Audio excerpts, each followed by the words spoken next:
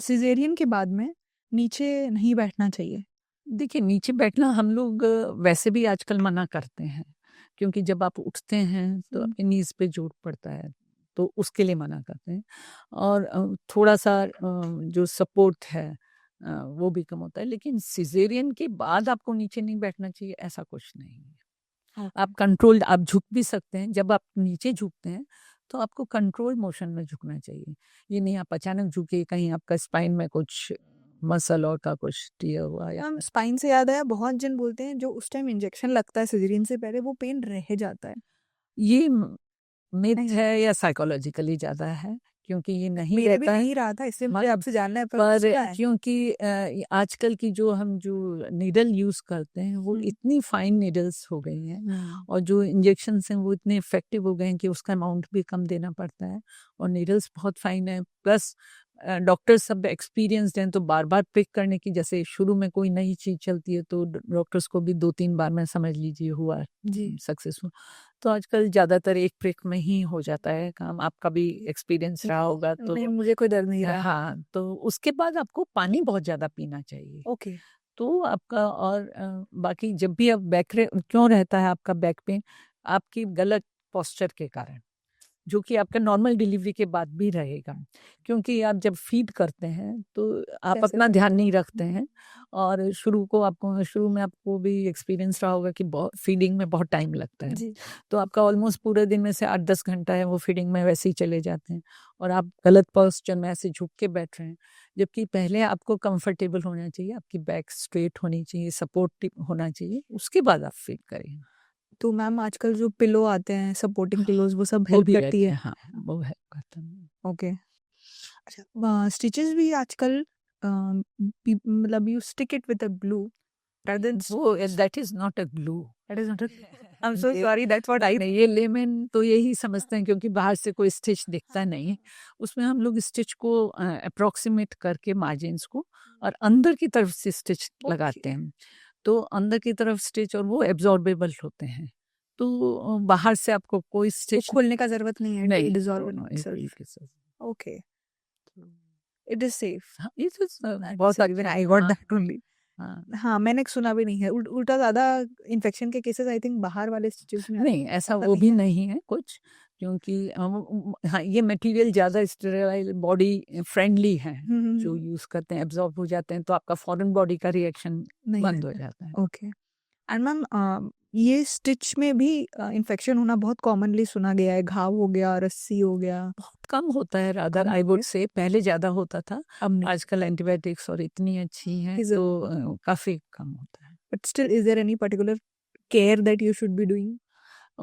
ये मैं भी बोलना चाहूँगी कि आपको, क्योंकि मसल टोन फर्स्ट प्रेगनेंसी आपकी हुई है, और आपकी जो मसल्स इस तरह से रहती है, एब्डोमिनल मसल, वो आपकी जब गर्थ बढ़ती है प्रेगनेंसी के दौरान तो ऐसी हो जाती है, जिसको हम डाइवेरिकेशन भी बोलते हैं, जो यहाँ की मसल है रेक्टस मसल।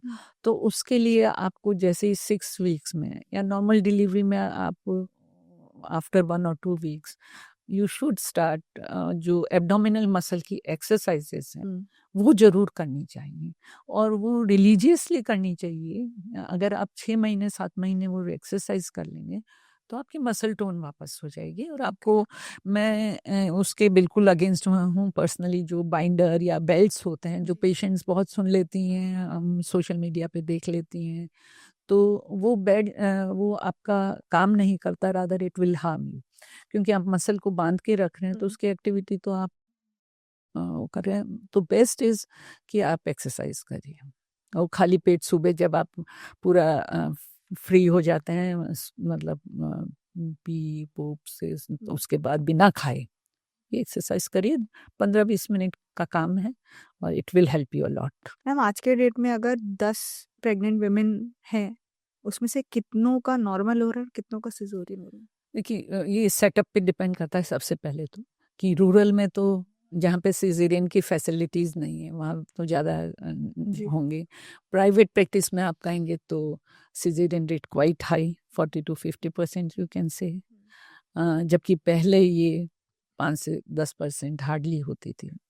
तो इसमें बहुत फैक्टर्स हैं, इट्स नॉट कि सब लोग ब्लेम कर देते हैं डॉक्टर्स को जी कि डॉक्टर ने पैसा लेने के पैसा लिए कर दिया उनको या हट है जल्दी से जल्दी काम करना है, तो उस पे कर देते हैं, लेकिन ऐसा नहीं है। वो भी एक फैक्टर, मैं ये नहीं डिनाई करती हूँ कि वो कारण ही नहीं है, लेकिन वो one of the least important कारण, लेकिन दूसरे कारण भी बहुत हैं। और कारण के बारे में अगर हाँ पूछना चाहेंगे तो जैसे आजकल डायग्नोसिस काफ़ी अच्छा हो गया है, जो प्रीनेटल सोनोग्राफी के कारण आप बोलिए और दूसरे टेस्ट के कारण, तो हमको जो बच्चे में डिस्ट्रेस होता है या बच्चा कहीं नौ जैसे कॉर्ड राउंड द नेक है, जो कि बात, हालांकि वो एक इंडिकेशन नहीं है कि आपको सिजेरियन करना है, लेकिन इसमें how to be on the safer side, क्योंकि वो जब बच्चे का सिर नीचे आता है तो यू नेवर नो या कि वो कितना टाइट होगा। दूसरी बात है कि बच्चा उल्टा है या ट्विन प्रेगनेंसी है या मदर के कोई कॉम्प्लिकेशन हैं, जैसे PIH जो ब्लड प्रेशर एकदम से बढ़ गया है या जेस्टेशनल डायबिटीज़ है, तो ये सब पहले से ही पता चल जाता है, इसलिए सीजर करना सेफ रहता है।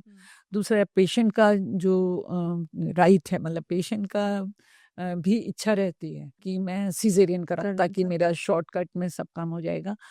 कई पेशेंट्स को डिलीवरी चाइल्ड बर्थ से बहुत डर लगता है, जिसको टोकोफोबिया कहते हैं, तो उसमें पेशेंट इंसिस्ट करती हैं। कई बार पेशेंट्स, एस्ट्रोलॉजी आजकल बहुत बड़ा वो है, तो उनको चाहे नॉर्मल हो या मतलब सीजेरियन होना है और उसी टाइम पे होना है, वो बहुत ही कॉमन है और हम लोगों के लिए बहुत प्रॉब्लमेटिक है, तो वो एक कारण भी है। और फिर डॉक्टर्स के हिसाब से, क्योंकि आप देखते हैं कि पेशेंट टू डॉक्टर रेशियो बहुत ज़्यादा है कि तो एक ही डॉक्टर पे ओवरबर्डन रहता है, तो वो भी सेफ चाहते हैं। मेडिको लीगली आज कोई फंसना नहीं चाहता है, इसलिए कि यू नेवर नो कि प्रेगनेंसी का आउटकम क्या रहेगा, तो इसलिए भी कई रेट्स बढ़ गए कि थोड़ा सा कॉम्प्लिकेशन लगा, 1 और 2 बच्चा मतलब करते हैं लोग आजकल, तो उसमें लगता है कि वो सेफ हो जाए, तो क्योंकि 9 मंथ्स भी बहुत डिफिकल्टी से निकलते हैं, working ladies, so many other factors which are against the pregnancy, तो इसलिए मैम आज के डेट में अगर कोई किसी को प्रेगनेंसी में इशू आ रहा है तो बहुत सारे ऑप्शंस हैं, IVF है और भी बहुत सारे ऑप्शंस हैं जिससे फिर भी आप प्रेग्नेंट हो सकते हो। पर एक और प्रॉब्लम है, जैसे मेरे घर में सिर्फ लड़के बच्चे हैं, हम लोगों को चाहिए घर में एक बेटी हो जाए पूरे फैमिली में सबको मिला कर भी, तो क्या मेडिकल साइंस इतना बढ़ गया है कि हम लोग अपने पसंद के जेंडर के बच्चे कर सकते हैं? आप कर सकते हो, मेडिकल साइंस बढ़ा हुआ ही है, but it is not allowed in India. But gender allowed है, होता है? देखिए, मैं आई कांट टेल यू कहाँ होता है, आई एम नहीं, सॉरी, बट anyway, हाँ but is it होता है, कहीं possible? कहीं हाँ, कहीं कहीं होता है, not how is it possible? IVF में जैसे वो लोग जब एक हस्बैंड का स्पर्म लेते हैं और पेशेंट का ओवम एग लेते हैं, उनको फर्टिलाइज कराते हैं, बाहर ही कराते हैं, ठीक है, और जब वो बन जाता है, फर्टिलाइज्ड एम्ब्रियो बन जाता है, मतलब जब शुरू के स्टेज में ही वो एक बायोप्सी ले सकते हैं उससे। Okay. और आजकल इतनी फाइन नीडल्स, छोटे से सेल छोटे से सेल की बायोप्सी Oh ले my. लेते हैं और उसका जेनेटिक पता चल जाता है। पता चल जाता है। ओके, फिर वही इम्प्लांट करते हैं जिसमें आपको जो जेंडर हाँ, लेकिन बिल्कुल कहीं भी इंडिया में Selected आपको नहीं है। कहीं भी नहीं होगा और कहीं करवाना भी नहीं। मैं तो I am deadly against this. जो भी भगवान दे रहा है खुश रहो भगवान जो उससे। दे रहा है, हेल्दी बेबी होना चाहिए, लड़के लड़की बस एक्चुअली लिटरली 5-6 अच्छा। बॉयज है सिर्फ पूरे फैमिली, आखिर के टाइम पूरा सुना रहता है हमारा। ये तो सही बात है, I have full sympathy with you, but I can't the whole family has even plan to adopt a girl हाँ, child. That is the best way. आजकल देखती हूँ इतना चेंज हुआ है, जब मैं स्टूडेंट थी तब जब लड़का होता था, बेबी बॉय होता था, तो लोग बहुत खुश होते थे। तो आजकल जो खुशी है, पेरेंट्स हैं जो मदर एंड फादर हैं, दे आर यूजुअली, मतलब जो रिएक्शन देखने को मिलता है वो happy with the girl, first girl. फिर ग्रैंड पेरेंट्स हैं, उनके लिए लड़का होना ज़्यादा जॉयफुल होता होगा, और आसपास के लोगों के लिए तो लड़का होता ही है। और सबसे ज़्यादा आयरनी तब दिखती है जब आप सेकंड बेबी हो जाए लड़का, तब तो वास्तव में मैंने कई पेशेंट्स को देखा है टेबल पे बिल्कुल सैड हो जाती हैं कि अरे, जैसे उनको हम बताते हैं कि लड़का हुआ है, कॉन्ग्रेचुलेशन, तो बिल्कुल तो हमको बिल्कुल। उनको बूस्ट अप करना पड़ता है कि मैम आप विश्वास नहीं करोगे, जैसे मेरी 2 देरानी हैं, तो उनके जब बेबीज़ हुए थे तो हम लोग पूरा फैमिली पिंक पहन कर गए थे।